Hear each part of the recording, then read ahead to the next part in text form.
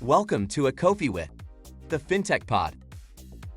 We'll explore the latest trends, innovations, and ideas shaping the financial industry.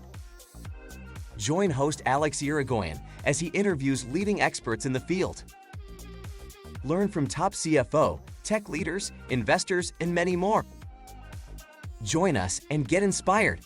Let's get started. Hi, everybody. Thank you very much for joining one day more our podcast. Today we have Jim Boswell. He's joining us as CFO of Full Speed Automotive. Thank you very much, Jim, for being today on the pod. Oh, thanks for having me. I'm glad to be here. Awesome. So I saw all your career, Jim, very related with finance since the early days that you started in working. It's been all related in finance. Is this something that you knew from very young that you were going to end up working in these roles? No, not at all. No, that wasn't what I thought when I was younger, that I would be in finance. As a matter of fact, my first major was vocal performance, and and I have a lot of music in my background. But then when I really started to get into school, I gravitated towards a specific professor. It happened to be my finance professor for Intro to Finance. I really enjoyed it. It made a lot of sense to me, and I decided to pursue my degree, my undergrad in finance. That's awesome. And when you started working in that moment after studying, that's when you started in a role of finance and liked it and stick to it for the next years, or did you try any other thing outside from finance as well?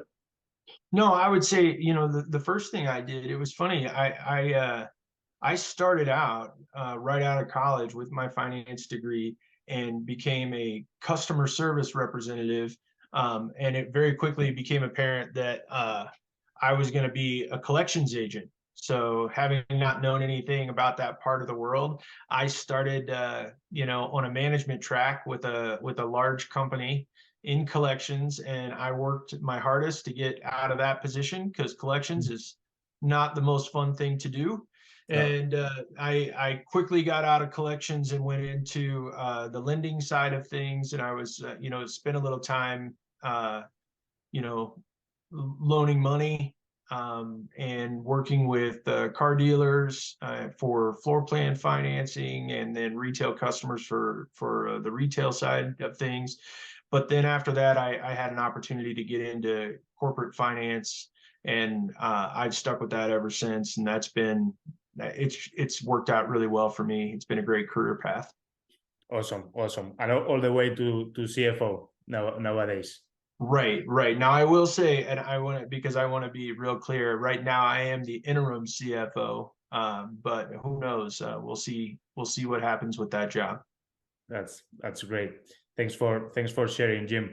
And how do you see these last weeks? It's been a bit crazy for finance teams with all the Silicon Valley Bank and then Credit Suisse and all these things that we are going through now. How it's been these weeks for you? Have you been any stressful at all? Any different for the other ones? Yeah, I mean, we were talking a little bit earlier before the pod about that, but no, I don't think I don't necessarily believe it's been stressful. It's just been increased workload, specifically around, debt financing and what decisions that we need to make, going forward, for our specific situation. So yes, we've been watching what the Fed does really closely. We've been, watching our, effective rates really closely and making sure that we have our finger on the pulse of things.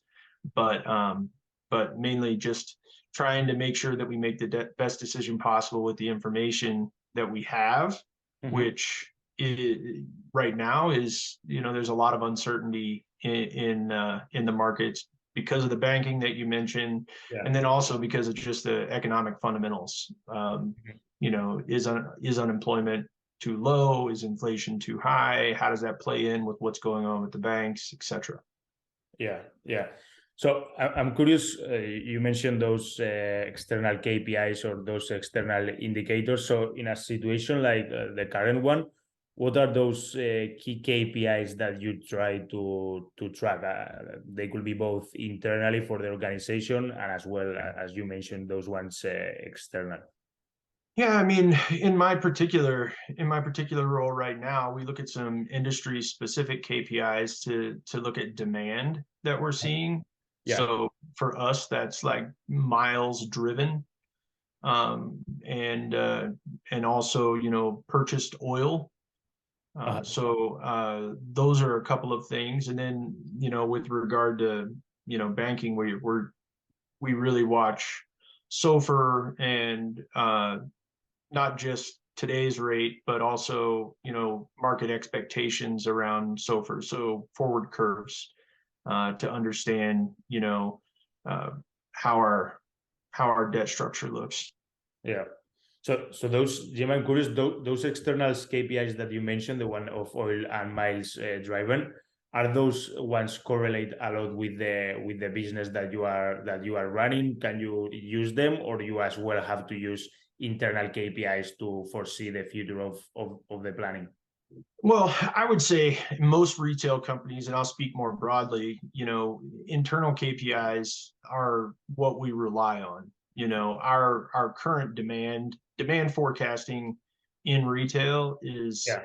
very important because it impacts one of your larger, well, it impacts a lot of the line items on your P&L, but most specifically, you know, labor. And so hourly labor is really dictated by demand, and therefore your demand forecasting. So you want to be as accurate as possible. We use some of those external drivers to inform us about potential future trends, but our internal KPIs are where that in retail are where you really put most of your analysis is around those. Awesome. So you're using multiple different sources, right, to gather these different KPIs. I understand that HR data for you is going to be very important, but as well as having those external KPIs. How are you managing all these different information from different systems? Well, I mean, we manage them largely through, you know, some pretty complex modeling that we've developed internally, and in Excel, like a lot of companies. But we do think that there's a big opportunity to employ an FP&A solution, and we put a big premium on solutions that allow us to aggregate data from pretty much anywhere we want to aggregate the data. We're actually going through a process right now to try to understand a bit more about that and how we might leverage some technology like that in the future. That's awesome. So what do you see internally, like when managing these data processes? Is the more the challenge gathering that data? Is it more of the challenge transforming that data, or maybe it could be also in the relationship with some other departments or some other peers inside of the company? Where do you think that that data communication, or it's more challenging for a finance role? Well, just so I understand your question, you're really asking about, you know, what are the pain points around data in general? Yeah. And I think you listed all of them, and I don't think there's any one that jumps to the top because they all have to be addressed. You know, that everyone, all the stakeholders need to be aligned.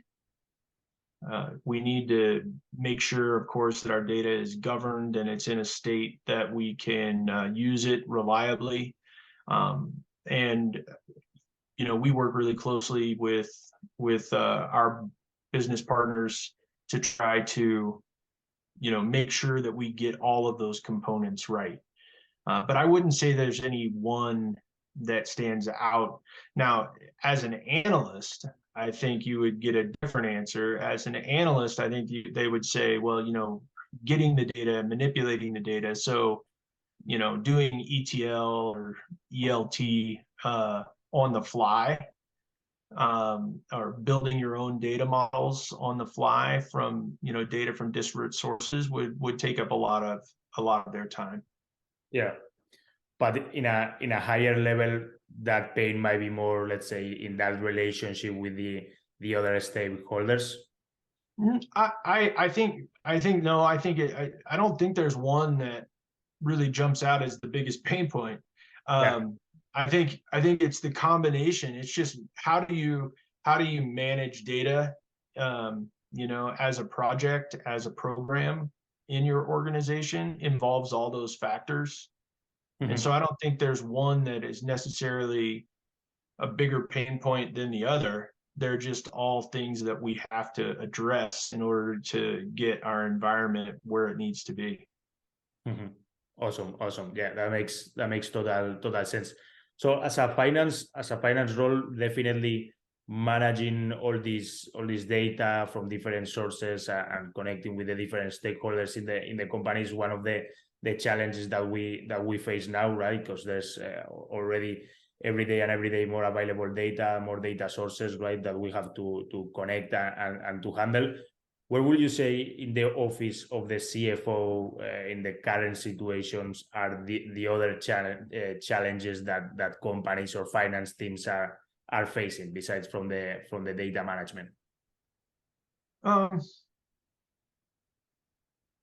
I think the biggest challenges we face are just, managing workload, and ensuring that we're meeting everyone's expectations at all times. And that can be a real challenge to balance and prioritize the projects that you have on your plate, because now, that data is readily available. It has been for a long time, but through all departments, you have a lot of pulling from every business function, wanting data, wanting analytics, any way that they feel they can drive value in the business. So, with value creation being the top priority, where do I place my finite finance resources?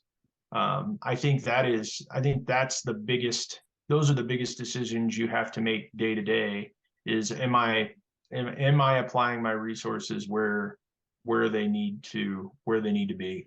Mhm. And how do you handle these expectations? Is it the expectations for the investors, the board, or it's also some other departments that are asking for you for bigger budgets or for more resources? How do you manage this across the board? Well, sometimes I think I do it well, and then sometimes I think I have opportunities for improvement. If I'm being honest, but I try to manage it effectively by delegating, to a really strong team. So, it I, I'm firmly convinced that, if you have the right people on the finance team, then there's less prioritization that is on, leadership, and all of that prioritization is pushed to everyone, and everyone kind of manages a piece of it. And so a strong team helps you with all of those things. So, as long as I clearly communicate my priority stack to everyone, then what I find is people absolutely rise to the occasion, and they take on my priority stack and apply it to the work that's in front of them. Mhm. And could you describe your approach to managing and motivating your finance team? Because I understand that there's this overload of work, right? Many times in finance can be very stressful because the deadlines are super sharp, right? They're going to ask you many times, okay, re-budget this, rebuild this, and we need it for by tomorrow morning, right? So in those type of situations where the demand is so high, and particularly in some points of the year in finance, the stress can be very, very high. How do you create that environment of continuous motivation, learning within your team? Well, it's not really a finance answer, but I I I am big on relationships, and like to, and not because I think that it results in, or it's a better management style or something I've learned. I That's something that I like to do, is connect with people, uh, and learn about them and what they do and how they think and what their strengths are and their weaknesses. And once you have a better understanding of all those things and what really motivates each individual person, you can't really look at it in aggregate. You have to look at it as, you have all these people that are working on your team and they're individuals. So that's the starting point. Do I know enough about the folks that I work with, my team members, to have a relationship that just makes it, and then model the behavior. And again, when I the modeling the behavior of, if we say we're going to do something, then we're going to do it. So it's we committed to something, so we have to get it done. That type of mentality, people are much more willing to go along with that mentality and meet tight deadlines if you have a strong relationship with each of them and the team is working well together. Then you'll find that you get much better outcomes than if you just try to manage based on deadlines, and you don't really have a deeper knowledge of who you're working with. Yeah. Yeah, no, totally. I agree. I think it's super important to build that relationship with all the peers, right? Because we are all different. So being able to understand what's the situation of each of us is very important for, I guess, for having that motivation, right? As we do the work.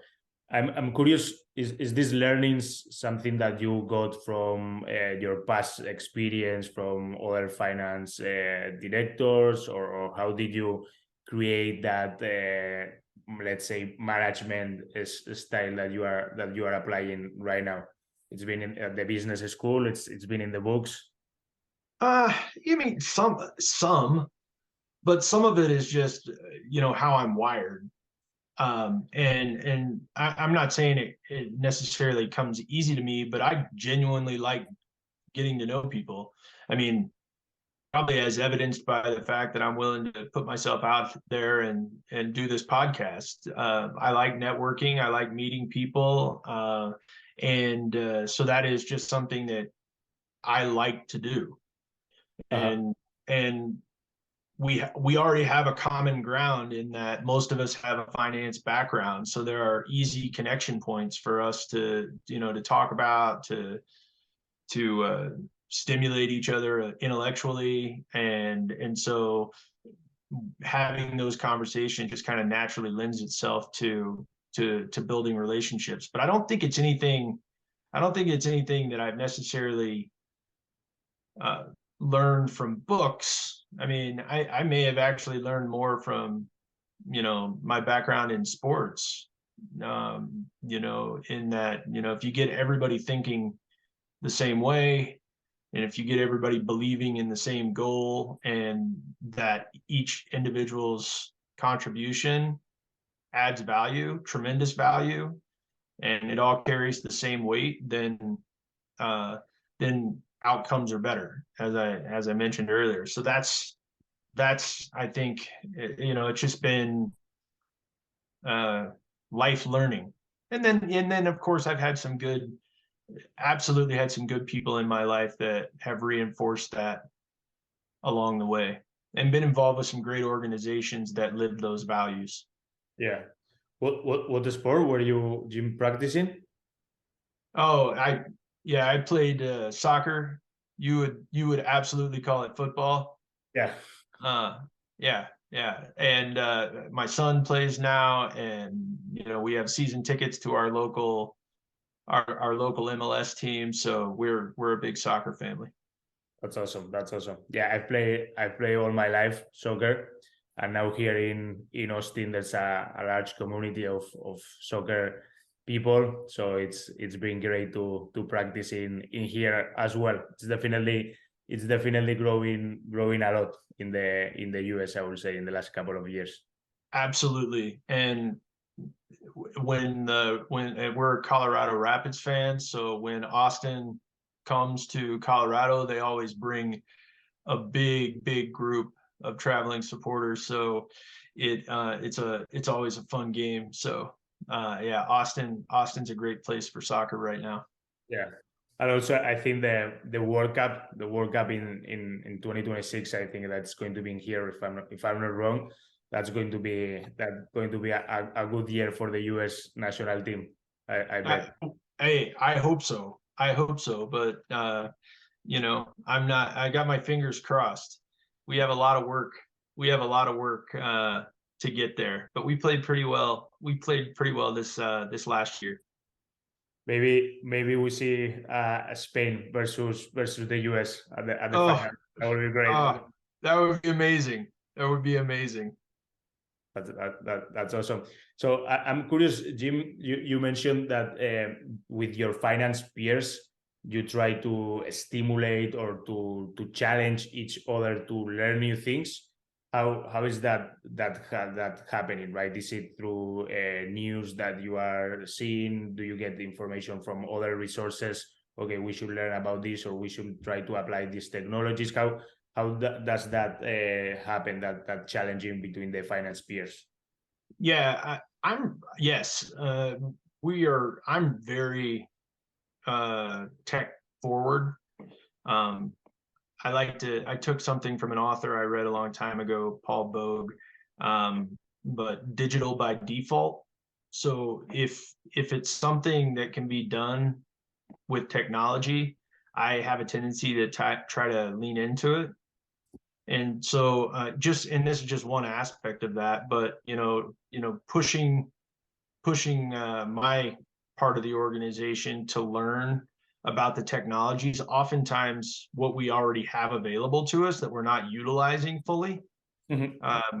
Pushing them to learn more about that, introducing new ideas about that. That's one way that we try to challenge one another. And then I think we do a fairly good job of watching the news, watching macroeconomic uh, indicators, discussing and debating those things that are important to our business at the time, and you know, uh, usually trying to give our own thoughts on where the world is heading. And so I think making time or taking time to just uh, talk through our own thoughts Yeah. about those items um, creates some really great conversation and really keeps people engaged. That's awesome. So I definitely know you're passionate about technology. We've seen in the last couple of months how AI is changing a lot of the different tasks that are done across the companies. How do you see that AI could impact the office of the CFO or finance as a whole in general? Do you think that it's going to be very very disrupted department, or still it's going to be one of the ones that it's going to take more time to transform? I think it's going to take a bit more time, and I think some of that is just skill set. Some of what we would love to do and what we talk about doing with AI in terms of, predictive analytics and kind of set it and forget it engines that maybe help us understand customer, the way the customer operates in real life. I think those type of things are the things that we really wish could happen. I think, I think we're a little ways off from that. Again, it has to do with skill set. I think a lot of finance teams still don't have machine learning experts embedded on their teams. And it's probably going to be a while. So as they continue to develop these like low code, no code solutions for AI, I think that will be great. But at the same time, I think it creates a bit of a black box, and it makes it a little tougher for analysts to explain exactly what's going on. Yeah. And so those are that's a couple of the barriers that I see to having it be really rapid adoption. Like right now, what you're seeing are things like Chat GPT and Bard, and they seem to be pretty good at answering questions, or decent at answering questions, although they still make a ton of mistakes. Yeah. They're definitely an improvement. I think they could probably help you with a lot more with written language than they can right now with analytics. There's certainly capabilities for analytics out there, but I think it's going to take more and more time to get that down into corporate finance, especially at the middle market and small business level. Yeah. So for example, looking into the future, how do you see in the next 5 years or 10 years the office of the CFO? Do you see a big transformation in there, or do you think we're going to be kind of in the same processes as we are till now? No, I know it's not easy to predict in 5 or 10 years, but just some high level thoughts.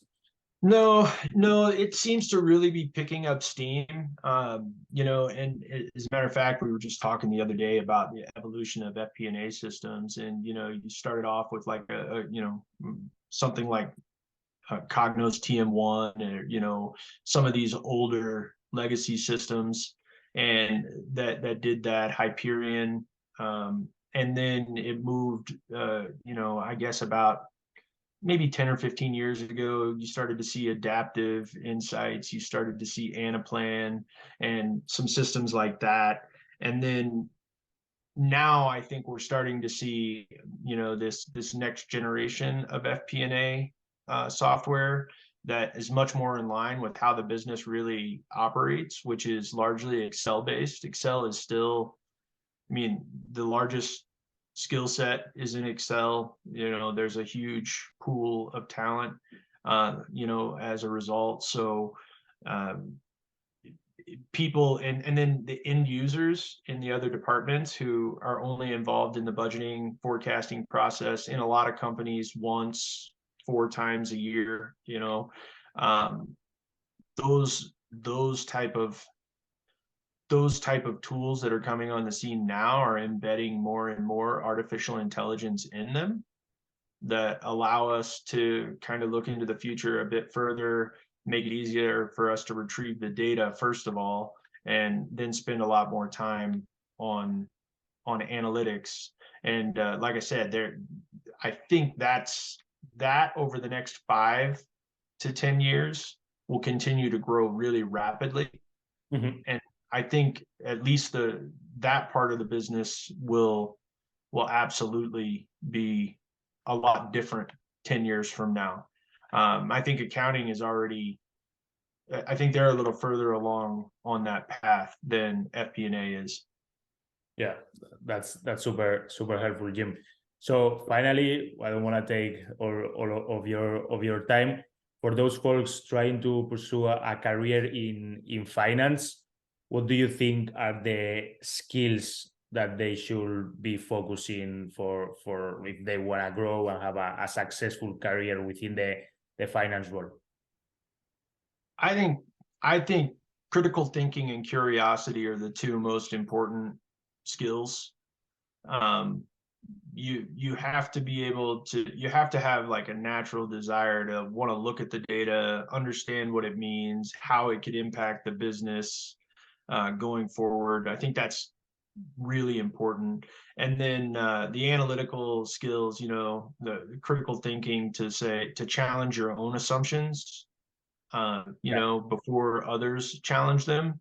I think those are, I mean, if you can cultivate those skills, then I think all the technical skills and everything else, you can learn those things. But I think the biggest hurdle for a lot of analysts are those two things. Awesome. This is super helpful. So Jim, I don't want to take more of your time. It's been a pleasure having you today in the pod. Definitely, I love how you see the future of tech and finance related. So I'll be happy to follow and see how where it takes in the next couple of years. Yeah, I'm excited to see where it goes too. I think it's going to be very cool. Awesome. Have a great day, Jim. All Thank you right. very much. Talk All soon. right. Thanks. Bye bye. Bye.